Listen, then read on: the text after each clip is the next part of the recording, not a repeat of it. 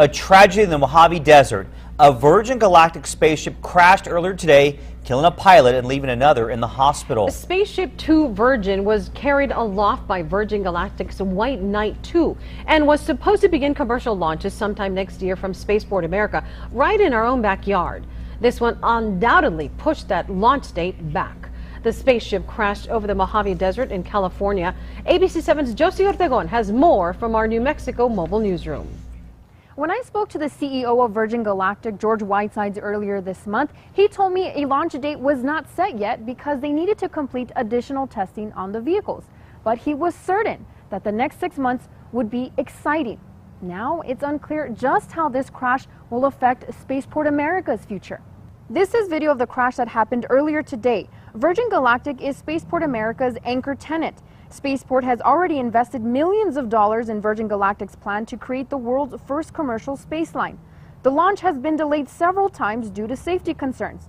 Today, the SpaceShipTwo was completely destroyed in the crash, which sets a launch date back even further.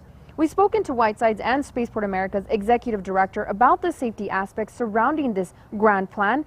Both emphasized Virgin Galactic would not fly until they were ready.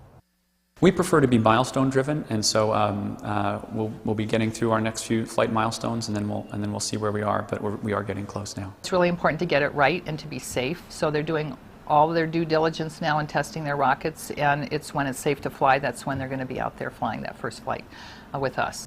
A news conference was held earlier today in California. An official said this crash is under investigation. Everything else is speculation. We've also spoken to Spaceport America officials. They tell us it's too early to determine how this will affect their future. And as for Virgin Galactic, we visited their office here in Las Cruces. It was closed and their website has been down the entire afternoon. We'll continue to follow this story as it develops. Stay with us on air and online. In Las Cruces with our New Mexico mobile newsroom, Josie Ortegon, ABC 7.